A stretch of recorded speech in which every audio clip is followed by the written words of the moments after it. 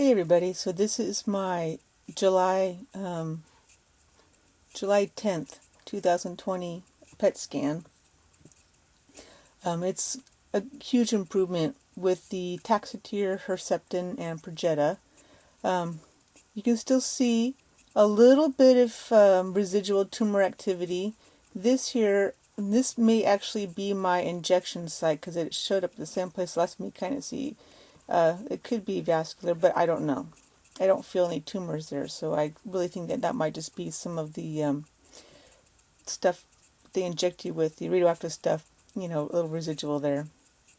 But most of the spinal stuff is cleared up. There's still a few little spots that could, it's just some heightened activity, but there's not really any lesions. I mean, there's one that's a T12 lesion, and it's still hot.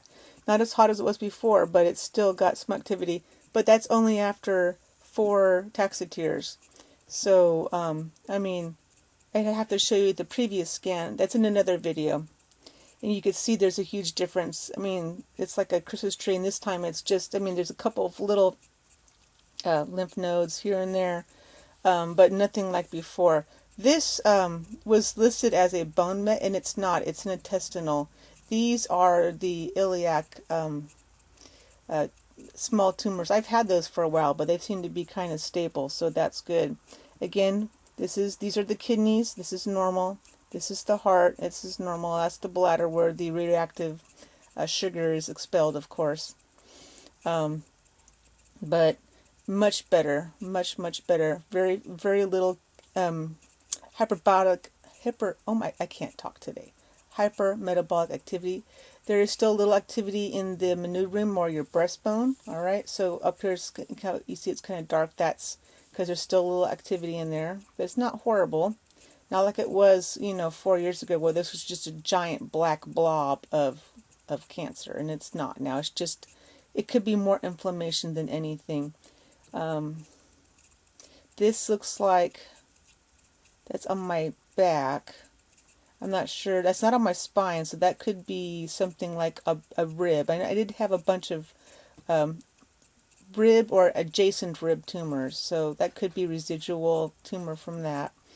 I do have diverticulitis, so that could be that, but I'm not entirely sure. We'll have to keep an eye on that because that's new.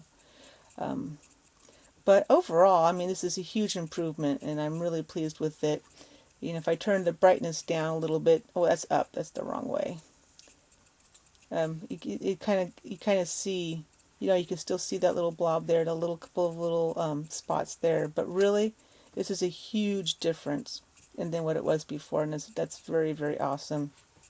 If we go through this one really quick, this is one where you can see from, it's kind of like takes its slices as you lay on your back. So before, I had, I have to look at my paper here. I had tumors in my C1 and C6, and so, and they were quite large. So there used to be one right around here somewhere. There used to be a really big one on the right side, I think that was. And you can see that there's nothing there. And if we go down to T6, which is, I think it's this one, you can still see a little bit of activity, but it's small. It shrank quite a bit, so I'm very pleased with that. And then T4, I believe, was the next one. It's a little tiny hole, smaller than it was, so that's good. So a lot of these have shrank quite significantly.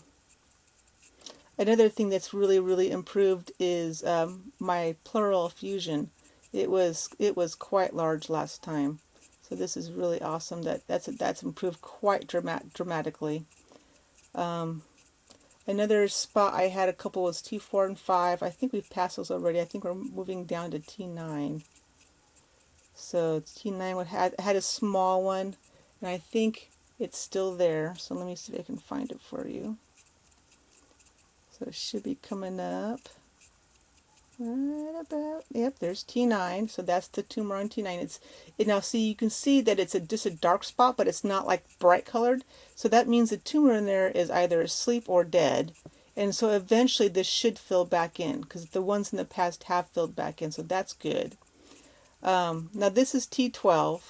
So, well, T11, excuse me, T11. So there is a little bit of a hole there, but it's gotten smaller. It was quite a bit bigger before. And then T12, this is the one that I was most worried about. So T12 had this, but it was actually connected to the spinal cord. And then there was another blob like that. So if we kind of run back and forth, you can see that if that is the residual, it's almost already filled in, which is awesome.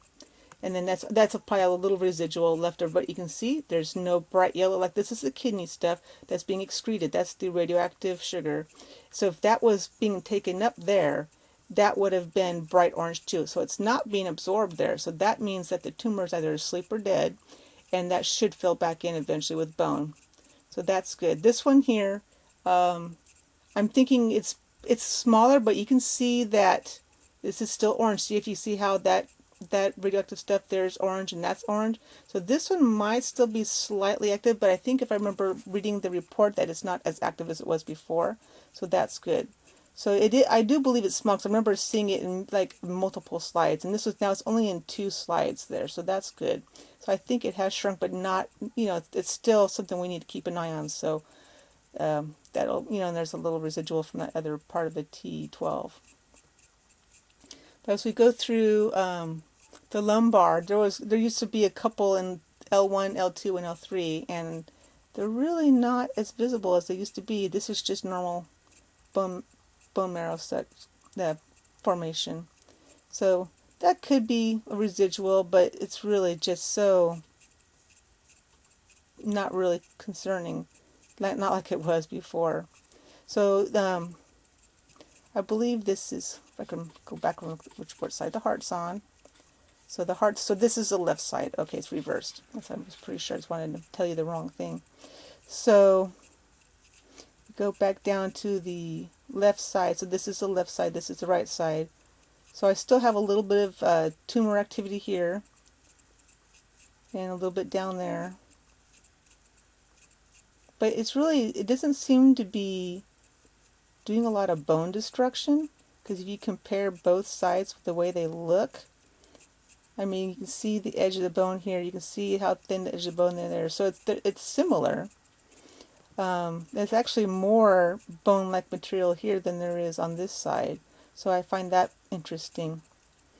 So that may not be tumor, that could be inflammation, because I mean, that's not showing destruction of the bone. Actually, there seems to be more bone on that side than there is on the other side. So I find that interesting. But yeah, you can see how, if you look at the formation here of the bone marrow, there's more bone on this side, it looks like, than there is on the other side. So that would make me suspicious of more inflammation. And that, so you can see this is not a bone. This I think is in my intestine. Yeah. So that could be where I've been having diarrhea. So that could be inflammation in my large intestine, possibly, or another part. I can't really tell what part of the intestines that is, but I know it's intestinal. But yeah, so that's something to keep an eye on, because you never know, that could be a new cancer, or it could just be inflammation. But I'm going to be keeping an eye on that. But overall, I mean,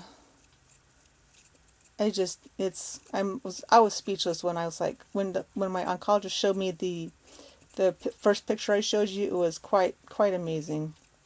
So I was just, so a huge improvement. I mean, the spine looks a lot better, the ribs look a lot better. There's still a little like this here. That could be something that's just going to be there forever. It could be, a lymph node that's just always going to be slightly inflamed. Besides, I've been going through chemo, and it's entirely possible that could be from my body working on keeping me healthy and not getting an infection. But the pleural effusion, that's what's left of it. And it used to be way up here. So it is significantly shrunk, and that's really, really good. And the ribs look pretty good. I don't see a lot of activity. There's still a little warmth in here, but I'm not sure exactly what that's from. But overall, a much greater, again, this is just, these are just the tubes from your bladder to your kidneys, so that's normal to see that in a scan. But a lot better. I mean, if you go back to that one, whoops, where'd it go? Right there. So this one, I mean, That's the intestinal I was telling you about, and those little three kind of gray blobs, that's the iliac on the right side. So that's my, my hip girdle area. It's not actually hip, but that's in that hip area, and that's really not that bright, and not compared to that one. I mean, that's the brightest one on my whole skin. That's not even a bone. It's in my intestine. And there's the T12, and it's, you compare the two. You can't compare. So, and then this is the full brightness. So if something was really being fully bright like this, you can see how these are the same color. I'd be more worried about this one than I am about the T12. But that's a spine. You got to be careful with that. So these little leftover specks, these may or may not clear up in the future, but we'll keep an eye on them and see if they either get brighter or they disappear, which is entirely possible. But overall, a great result with just 4 taxotere, herceptin, and perjeta treatments. I'm very pleased. I mean, before it was bad. If I could pull it up for you, but you can just go back and look at the March scan from 2020, and you'll be able to see like how much of a difference it is. But anyway, if you have any questions, go ahead and leave your questions in the comment sections, and I will try to get back to you as soon as possible. But hang in there, just because you have cancer doesn't mean it's the end. It's a whole different journey and so much to learn. Thanks for watching, and don't forget to subscribe and share if you find this information useful or helpful for